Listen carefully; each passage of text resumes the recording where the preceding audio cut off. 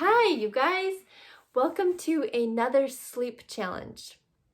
Okay, today's challenge is to avoid bright lights before bedtime. Bright lights can really disrupt your sleep. It'll make it so you either can't fall asleep in the first place, or you wake up early in the morning, like 2 or 3 or 4 a.m. and you can't go back to sleep, or you'll just have like poor quality of sleep throughout the night. And I'll explain a little bit more why later, but our circadian rhythm, which, regulates our sleep-wake cycles, is governed by light. So it's really important to avoid bright lights. So this includes overhead lights. This includes looking at your phone, looking at screens, playing video games, watching TV. It's really important not to do those things 3 hours before bedtime. So for us, with the kids, we can't really do that because the sun is out till their bedtime, which is 8. But for us, our bedtime is 10, and so after 7, we just avoid light.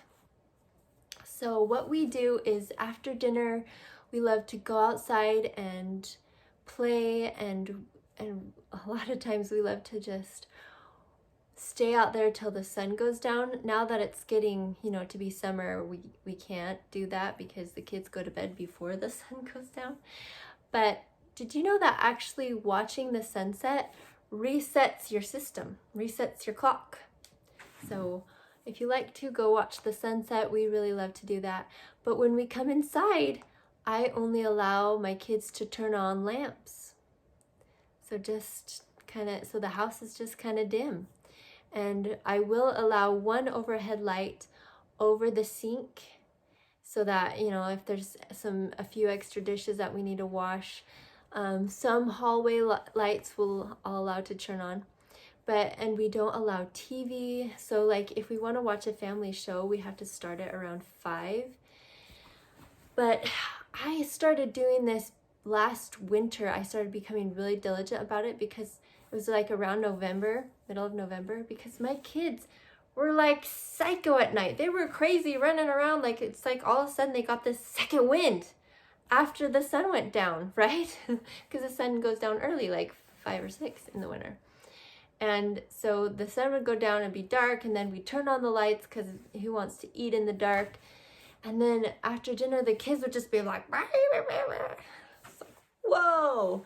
So then we decided to try an experiment, and we only allowed lamps to be turned on, and changed like that. They were calmer, and then they went to bed easier. And even my husband, since we've been diligent about this, like he's my night owl, right? He'll stay up till 1 or 2, no problem. He could work late in the night. I'm opposite. I happily go to bed around 9 or early. But he's not that way. But since we've been doing this thing with the lights, 3 hours before bed, we don't allow bright lights. By 9:30, he's telling me he's tired and he wants to go to bed. So this really, really helps, you guys. After the kids go to bed, it's really tempting to want to turn on a show because it just helps you relax. But in reality, it's just numbing your mind, turning off your mind for a little bit. It's not truly relaxing you. It's actually stimulating cortisol production, which disrupts your sleep. And it's not restoring your brain or relaxing you. So try to choose activities that really relax and rejuvenate you after a long, hard day, especially if you're a mom with kids.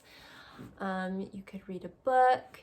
You could have a nice chat with your spouse. If you don't have something to talk about with your spouse, sometimes this happens for us. We're like, well, I already know what's going on in your life, and you already know what's going on in my life, so what's there to talk about? But we love reading from the Harvard classics, and then we'll get excited about what we're reading, and we'll start talking about it and talk about ideas, and it's just really fun and just a nice way to relax and connect and just rejuvenate ourselves after a long, hard day. So try to make good choices about, relaxing yourself and avoid bright lights. I also wanted to say with phones, we don't allow phones at dinner time or, family time after, but around like 6:30, we'll say, okay, hurry, go do it, the last few things that you need to do, answer that text, that phone call, that email, whatever. And then at 7 o'clock, we turn it off, we turn it on airplane mode, and we put it away, and it's actually out of our bedrooms. That's really important for good sleep, is keeping your phone out of your bedroom. So make sure to avoid bright lights 3 hours before bedtime, guys. You will see a huge difference in your sleep and being able to fall asleep. Okay, so now I'd like to teach you guys why, or not why, but what is going on and why avoiding bright lights is so important. Okay, so now I'm going to teach you what's going on in your body when you look at bright lights. So behind your eyes, the nerves go back and they cross, and right where they cross is some tissue called the suprachiasmatic nucleus, if I can say it. And what this does, it regulates your sleep-wake cycle and your circadian rhythm. So it governs your body temperature, your hormones, your hunger, your locomotive activity, and your suprachiasmatic nucleus receives direct input from brightness receptors in your eyes. So it essentially regulates everything based on the light input that you're getting. So when it gets dark at night, got my chalk. Okay, so this is put very simply, but when it gets dark at night, your cortisol, which is it does a lot of things, but it's kind of like you get going, right? You need it to get going. And then your melatonin, which is your sleeping hormone, basically. So your cortisol goes down and your melatonin goes up, like this. The melatonin goes up. All right, and then throughout the night, your cortisol actually starts gradually increasing, and your melatonin gradually goes down. Okay, and then, so right here is when you fall asleep, when melatonin is more than cortisol, and right here is where you wake up, when cortisol is higher than melatonin. Okay, so when you watch movies or look at your phone or expose yourself to bright lights, your cortisol production actually increases and your melatonin production lessens. So instead of getting this nice 8 hours of sleep, instead of getting this nice dip at night, it only goes down to right here. And instead of getting this nice hill of melatonin, it goes only to like right here. And either you can't fall asleep for longer, it takes you longer to fall asleep, or as cortisol goes up and melatonin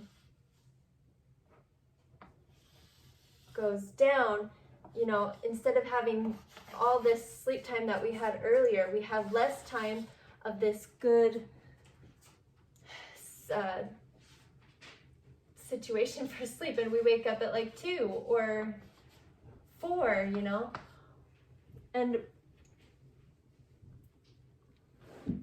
so what I'm trying to explain here, and I'm not doing a very good job because it's actually more complex than this, but there's a lot of things happening when you watch bright lights, and it just ruins your sleep. Since we've been avoiding bright lights at night, my husband and I, instead of being groggy and sleepy and having a hard time getting out of bed, we jump out of bed at 6 a.m. and we feel so good, we feel energized, and we're getting the sleep we need.